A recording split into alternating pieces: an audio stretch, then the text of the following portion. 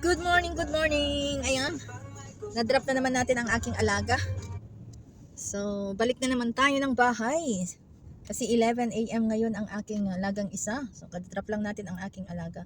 Oh, may aksidente naman kanina dito. Oh, yun, oh, pit-pit yung sasakyan. Diyos ko naman. Ayan, 9:15 na po. So, ay nga konti yung paa. Tapos 10:30 alis na naman tayo. Magsundo.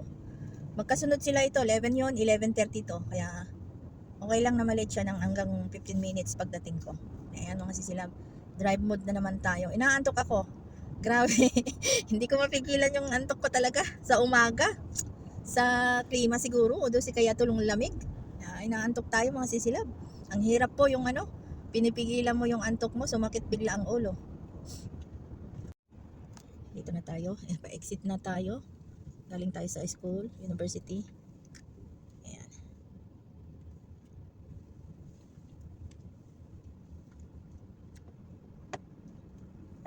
Ito yung area kasi na crowded pag uwian. Delikado talaga ito kasi sabay-sabay sa exit. Nag-iingat po tayo dito sa area na ito. Kasi pag ganito, wala pa naman masyadong tao kasi hindi man uwian. Nagsipasukan pa lang sa trabaho. Pag uwian na yon, ayan. Itong linya na ito. Crowded ito mga sisilab. Pag uwian sa hapon. Sana hindi naman crowded mamaya. Ayan. Nag-iingat po tayo. Ayan. Mga school dito. Ayan, college. Ayan po. Higher College of Technology, Dubai Academic School. Dito po yung mga kolehiyo. Ayan, mga sisilab.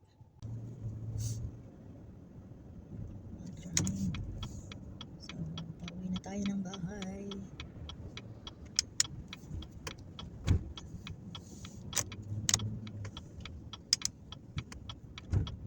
Dito, pabagal-bagal ka.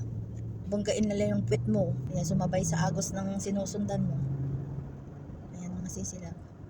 May mga iba din na walang disiplina. Lalo na yung mga may kaya dyan na wala nang pakialam. Hindi nila iniisip.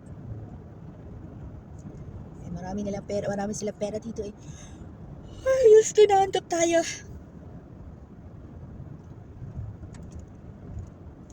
Ayan.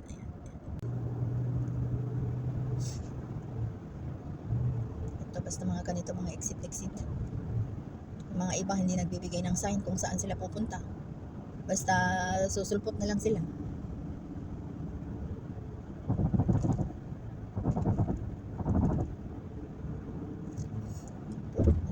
Magandang umaga. Babalik na naman tayo ng bahay. Sakto mga 10:10 nandun na tayo or 10:20. Pahinga lang ng 10 minutes ang paa, tapos magsusundo na naman sa isa. Ayan, balikan na naman tayo. Balikan ko ito mamaya basta matapos ko yung alaga ko, may drop sa bahay. Ayan, maaga sila ngayon. May aksidente kahapon dito. Hirap kasi pag uwian. Lalo na pag walang mag-giveaway. Parang gutom lahat ng tao. Pag hindi ka mag-giveaway ay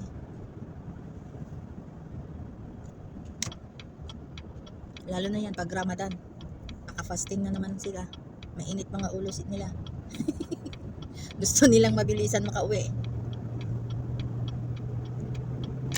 Ayan, thank you Lord. Saan na lang ako magpa-petrol. Yan na muna mga sisilab. Bye-bye muna. Focus muna tayo sa drive kasi kailangan kong ma-reach yung oras sa bahay para magpahinga konti yung paa natin. Focus muna tayo kasi 140 po ang speed dito. Hindi tayo pwedeng babagal-bagal dito kasi sumunod tayo sa agas ng mga sasakyan.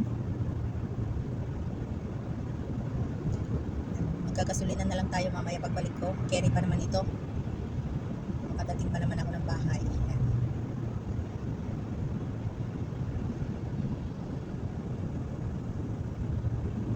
Yan lang po mga sisila. Bye bye. Thank you for watching. God bless everyone. Love lang po tayo. And peace. Love you all.